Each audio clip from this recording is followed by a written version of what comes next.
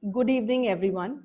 And again, a COVID namaskar from Kesar Patel out here in the Do Gaming group. So this year, when we started 2021, in the Rasoi group, there were a lot of suggestions and the broth was boiling related to whether we should continue with our webinars or come up with something different. So this is what Coach Mani suggested, and I think everyone has given a thumbs up for it, that we take up a Do Gaming one-on-one session.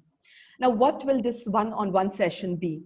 Well, it will be an attempt to again bring in the light more and more people who are doing good in this world, and somewhere to cut the Zoom fatigue that all of us are actually enveloped with.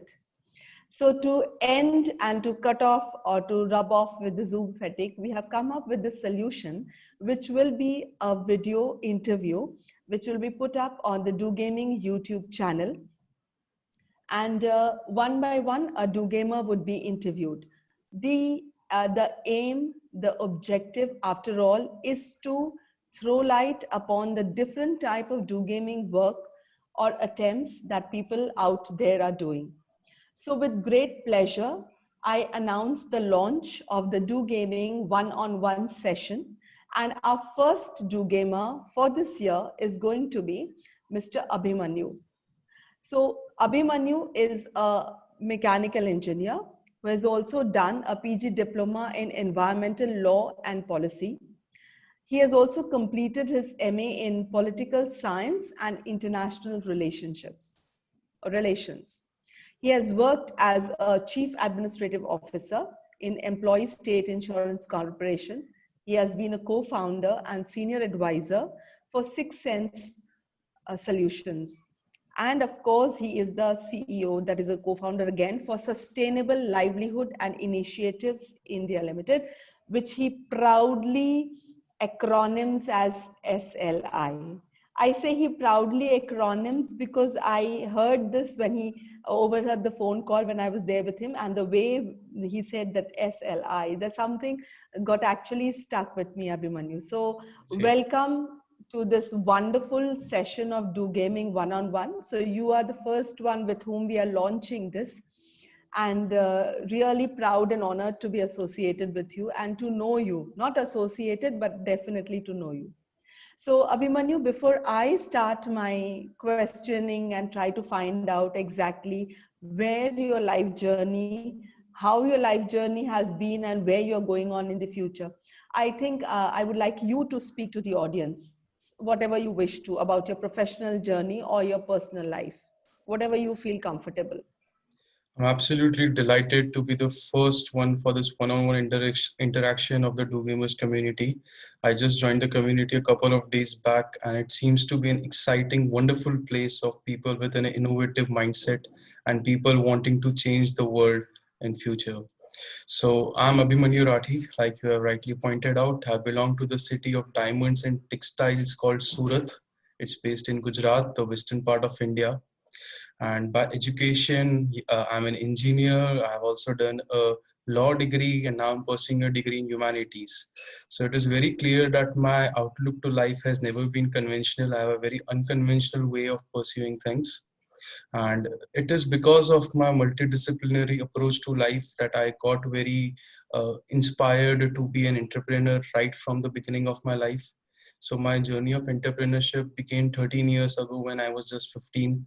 And that is when I launched my first startup, as you would say. And then life went on, and I was very much, I wanted to do things which could impact masses, which could impact the lives of others. And that is how one thing led to other, and I founded a company called Sustainable Livelihood Initiative India, SLII. And in SLII, we create products and services that would impact and change the lives of others. So it's been a wonderful journey so far for me, and this is how it is. That's really interesting, and I'll prod you more about that first startup which you started at the age of 15.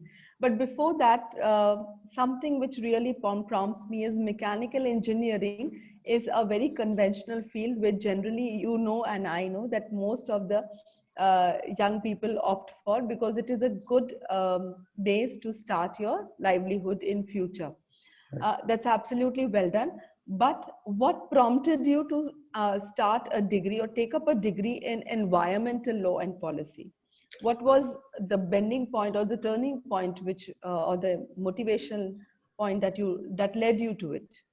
So actually, my degree is a derivative of mechanical. I'm a chemical engineer actually, and if Okay. you happen to understand the engineering mechanism in India, how it works out is that a individual doesn't chooses his engineering.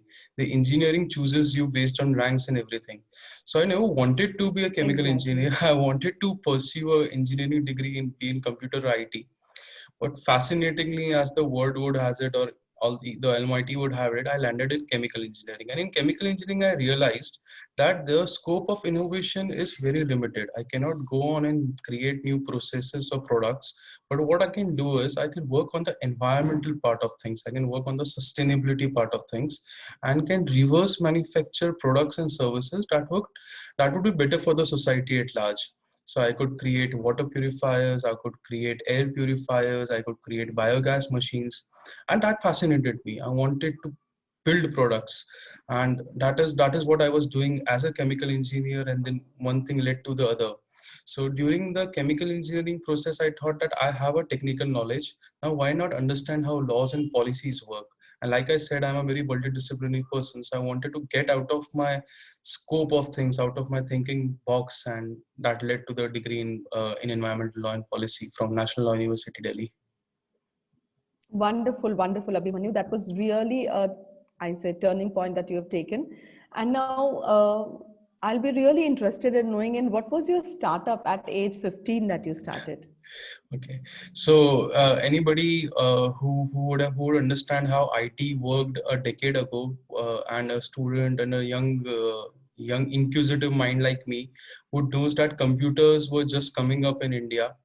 There was no tablet or there were no smartphones back then, and it very much fascinated me how the world of computers works. So I used to move around with a screwdriver in my pocket and opened up any computer or CPU I got, and somehow I learned how hardware and software worked back then, and I wanted Oh, to, wonderful. yeah, I wanted to share my knowledge with others. So the first startup that I came up at the age of 15 with the blessings of my parents, so they very much helped me do it. They were not very restrictive about what I was doing, was a computer education institution. So we put on a website, and it was crazy to create websites back then. There were no mobile apps or something coming up. So we were very early to put on a website, and we gave online education as well as offline education. The startup's name was Indian Institute of Computer Science and Education. I started with Okay. 3 students, and by the time I took an exit, we were a community of 3,000 students. My God, wonderful, wonderful. And what prompted you to exit then? I think I need to ask that. So I was doing good, and the startup, when I started the startup, I was only in class 9. So 3 4 years down the line, I realized कि नहीं पढ़ाई तो करनी पड़ेगी. Education is important, and I had to pursue a degree. So degree and work were not going well together, and it was a well thought of decision to focus on my studies then. Okay, okay, okay. Fine, Yeah. fine. A very wise decision. And after all, you took the leap in experiential learning, which we schools are struggling to give to the children at every level, so that they can take hold of their lives at any stage that they can. But of course, it's not, sometimes it's achievable, sometimes it's not achievable. So Right. I think with wonderful individuals like you, if you bring your experiences into the school life and tell the children how you started your this thing at the age 19, sorry, when 15. you were in class 15. 9, Yeah. 15, yes. So it will be really wonderful. And now turning towards the link actually where we have all taken the route of the SDGs, the Sustainable Development Goals, where we try to bring in people and align them with the Sustainable Development Goals, which you've already been undertaking as which are a part of the United Nations. And of course, it is an attempt by all of us to make the world a better place. The time limit is 2030. By the grace of God, let's see how much we can achieve. Because even in the COVID time, in the Corona time, it is said that the level of pollution, though it was reported that it was very low and things might have come low to such certain extent, but still it was an alarming rate at which trees were being cut, pollution levels were being, or fumes were being released in the environment, and the damage that was being done to the environment. It was Right. going up at an alarming rate. It was never low. Though for our mental peace, I should say, we were very happy to know that, okay, during the lockdown, the entire world cleared, environment cleared and all that. So Abhimanyu, just tell us something about your sustainable livelihood and initiatives India. When did you start that? Number one. Right. So I told you about IICC and my educational startup, and I happened to be a Correct. chemical engineer. I took admission in chemical engineering, and I figured out that water is something I can actively work on.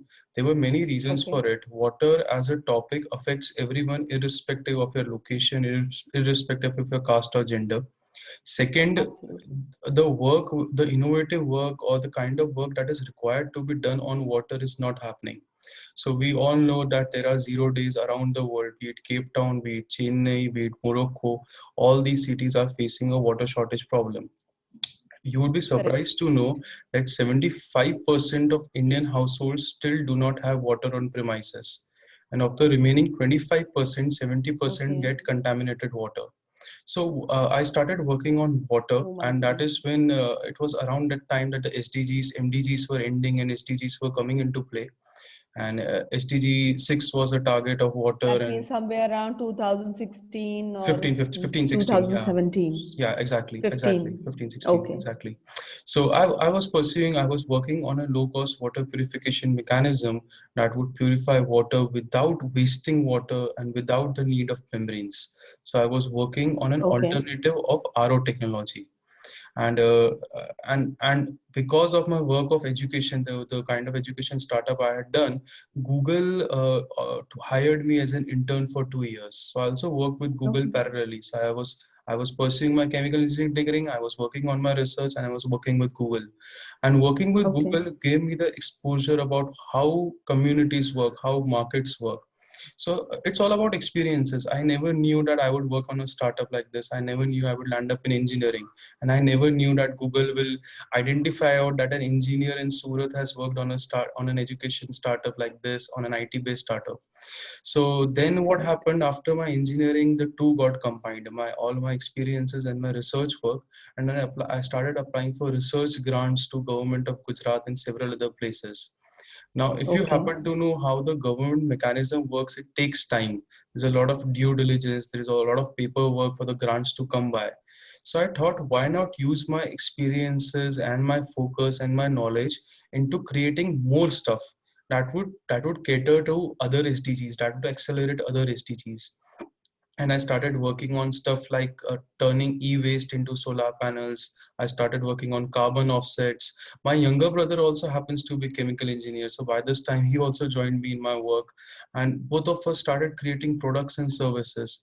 Today I can proudly say that we are one of the world's only companies that are working on accelerating all 17 sustainable development goals.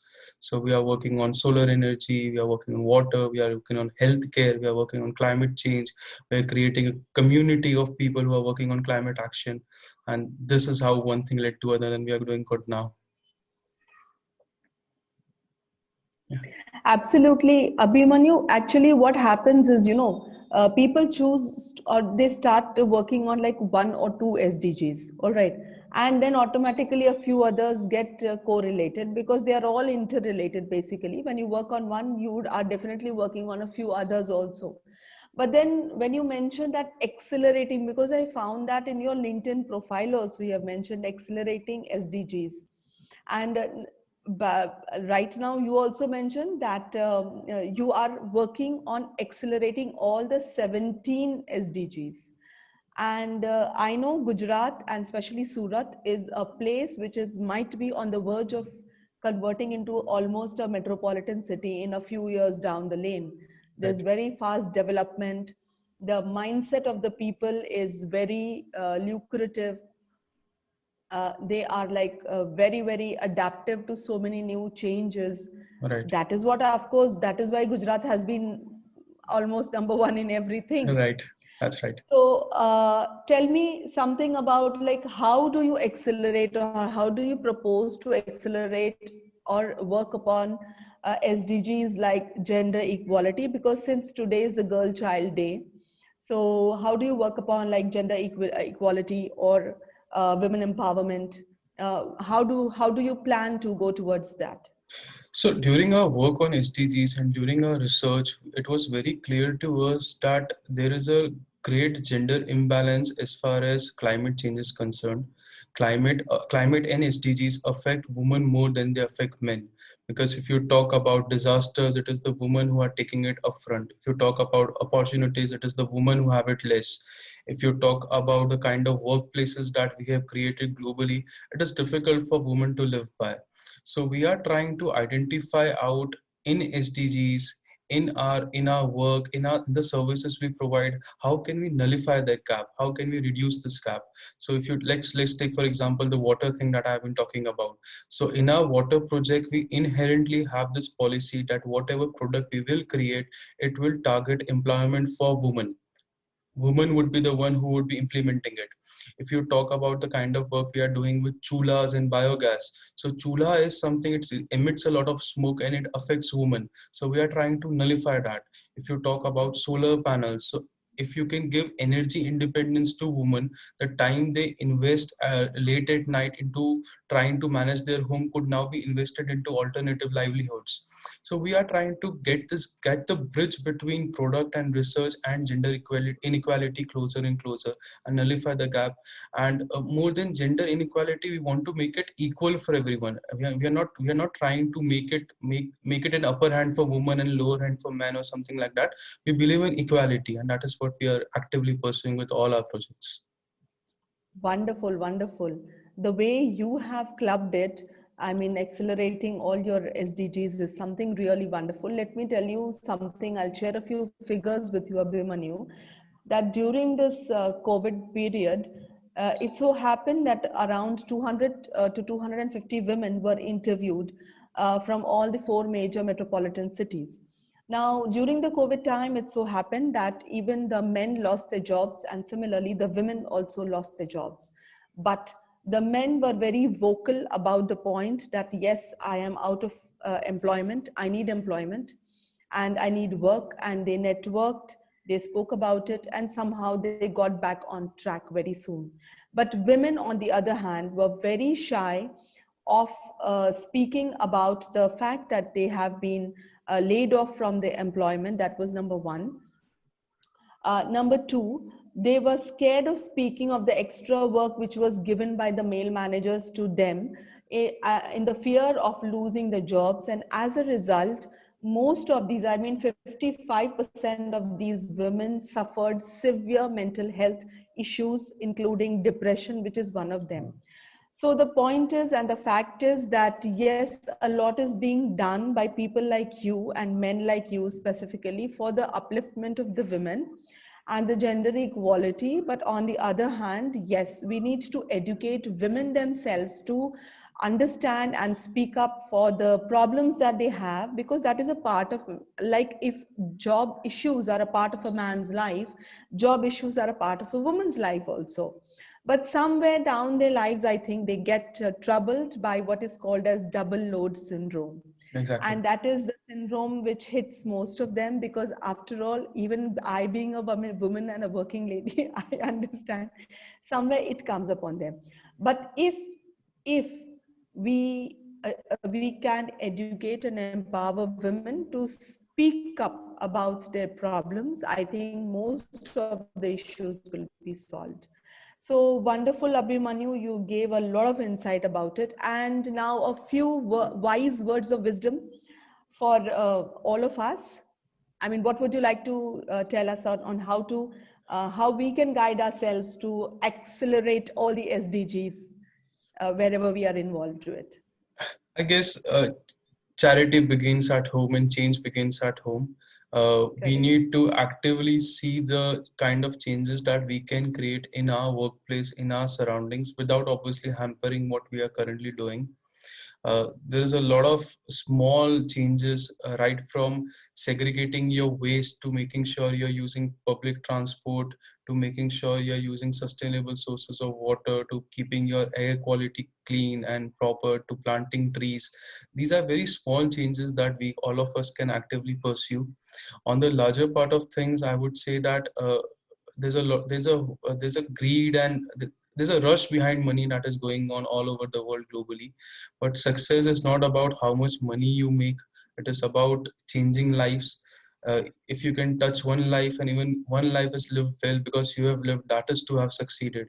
So once you have the mindset to create things, to make things that could make the lives of others better, no change is impossible, be it climate action, be it SDGs, be it economy, everything would change in a couple of years. But that mindset needs to be changed, and not by 1 or 2% of the citizenry. We all understand what is going on, but unfortunately we don't act on it. So time for action is now. There's no time left for us. That is all I want to say.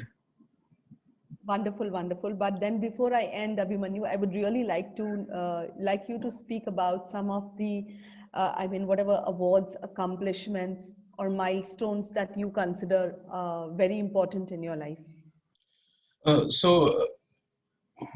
Like I said, I had a very unconventional life. I had a series of failures coming into engineering, and I kept my failures behind. And I was awarded a gold medal in my chemical engineering days. My result for the post graduation also recently came up, and I've stood first in that batch as well. So this is from the educational part. As far as our career is as far as SLI is concerned, we were awarded the best Indian social enterprise last year by Action for India Forum. We have also received good research grants after due diligence from the government of Gujarat, and we have tied up with many CSR organizations through which we are going to actively pursue our products and services. And we have not just restricted ourselves to India, we're expanding to Abu Dhabi and Germany as well pretty soon. And we have also tied up with a government organization called ESIC, through which we are running a hospital in Surat which caters to all the citizens completely free of cost. So even your medicines, laboratory tests, everything is free. You can just walk in. So more than awards, it is touching lives. My personal aim in life is to actively impact at least 1 million lives before I die. So that is the award in itself. Yeah. Absolutely, absolutely. And so before I end, Abhimanyu, I will just like to point out to everyone out there that you mentioned that you belong to Surat, which is a city of diamond and fabric. So, well, fabric you can leave up to me. I'm actually crazy about that. But there is a beautiful diamond shining in Surat in the name of Abhimanyu Rathi, who is a wonderful prodigy, youth prodigy, I should say, who is so considerate. The empathy, I can see that you have empathized first with the society or the environment or the problems existing in and around you in the society, and then you have arrived at a solution, which is something we educators define as design thinking nowadays. So I guess you have led everyone. I mean, you are a leader in that field also. So that's wonderful. And I'm thrilled to meet one of the diamonds, one of the beautiful shining diamonds from the city of Surat. And again, I wish to thank Mr. Manoj Kabre, who has come up with the concept of DoGAMing and now DoGAMing one-on-one, so that we get to interview one person at length. So the story comes out in front of the audience, which should be an inspiration for everyone to do. I agree that every one of us do some part of good or the other in our lives, because we as humans are basically empathetic no matter how hard we are towards on the outer core. There is a very soft, vulnerable part somewhere inside. So I'm thankful to Mr. Manoj Kabre also for starting this entire concept of one-on-one. Let's see how and I'm sure that it's going to rock for the entire year, starting with Abhimanyu. Wonderful. Thank you, Abhimanyu.